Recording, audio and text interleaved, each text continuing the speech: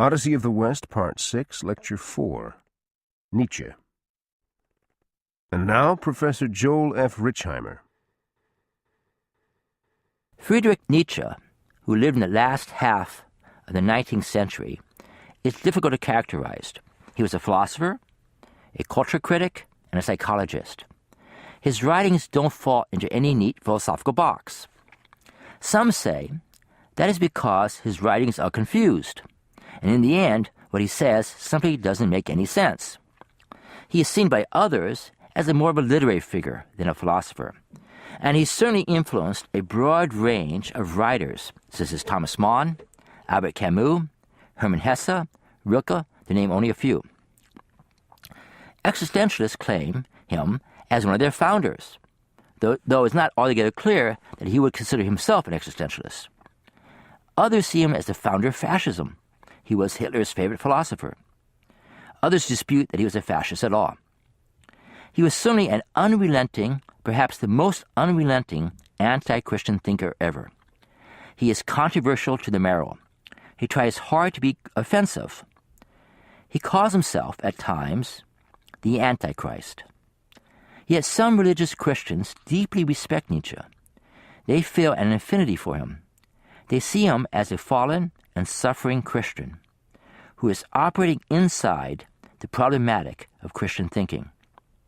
Freud said that no one understood himself better than Nietzsche, or ever will.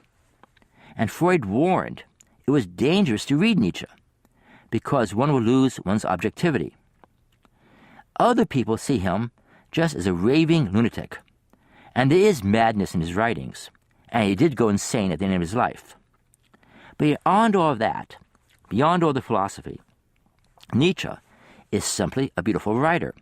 Some say the best writer in philosophy, and his writing is very seductive, trapping you in his mind games. And as he says, finding me is easy, losing me becomes the problem.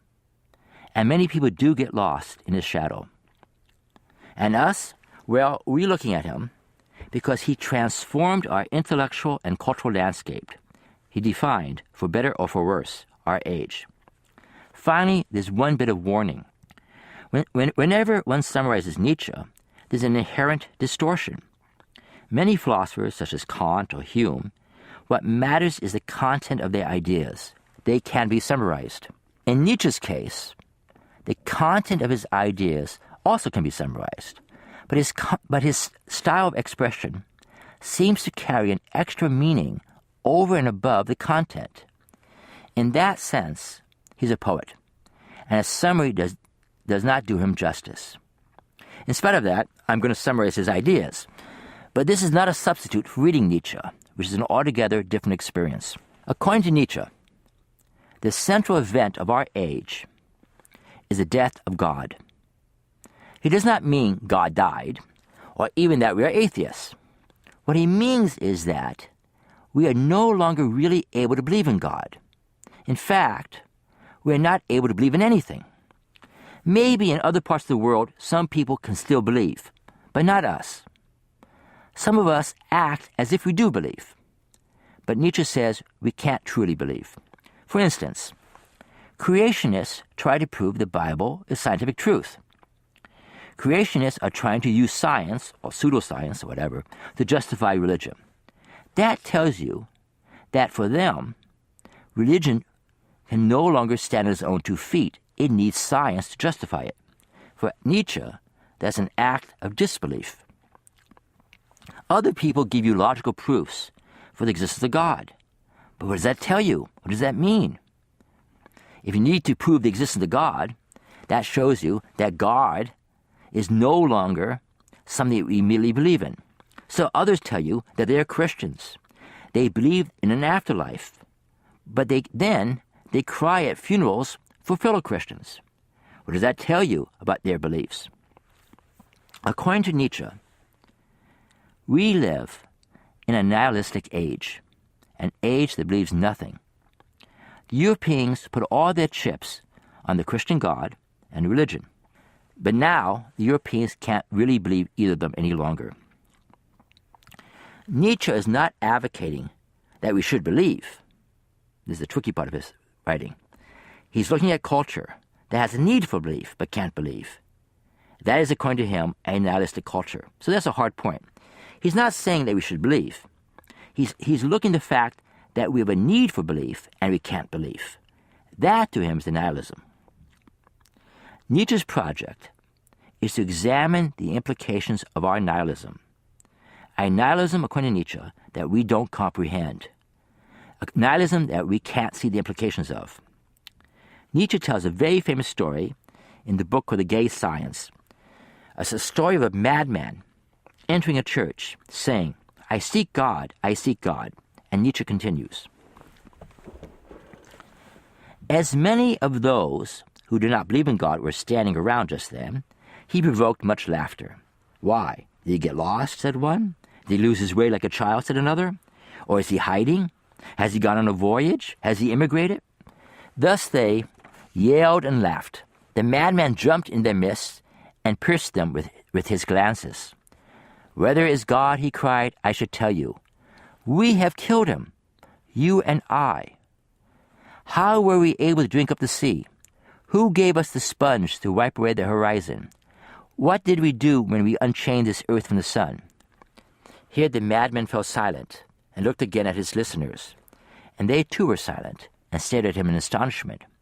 I have come too early, he said. This is the madman talking. I have come too early, he said. My time has not yet come.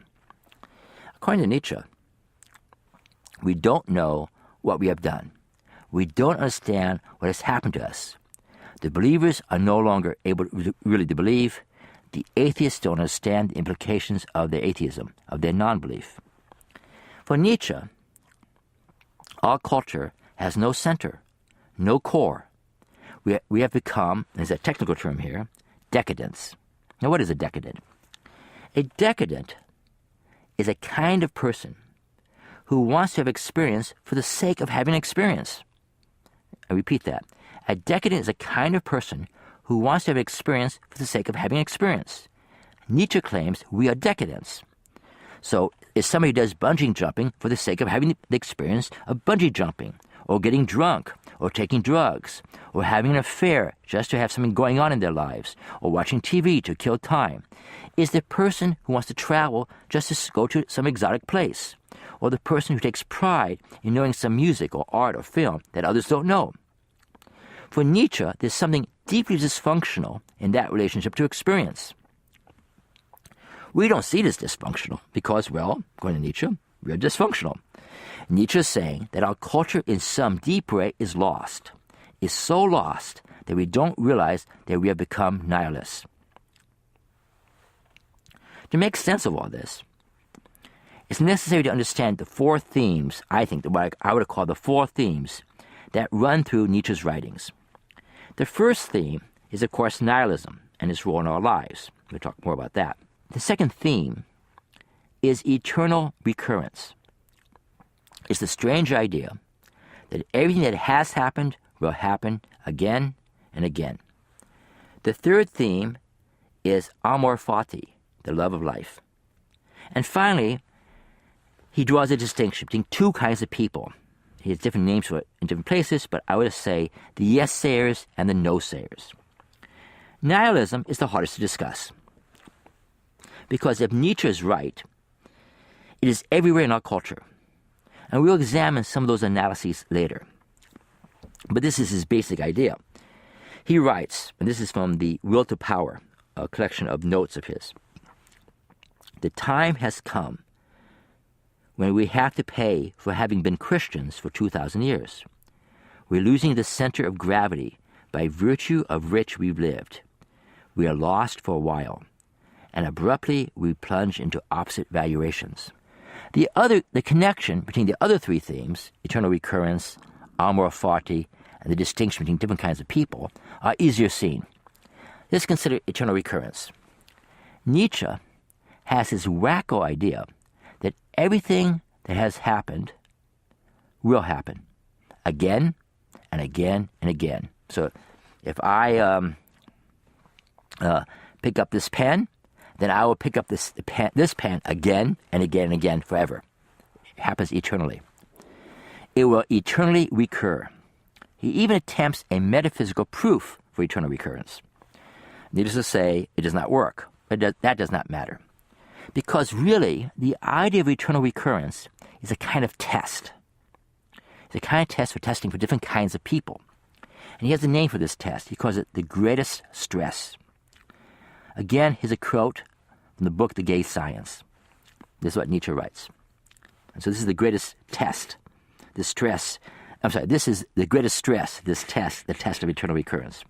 He says, imagine if a demon comes up to you and tells you, this life, as you now live it and have lived it, you will have to live once more, innumerable times more. So that's the eternal recurrence, right? You'll live the same life over and over again. And there will be nothing new in it. And every pain and every joy and every thought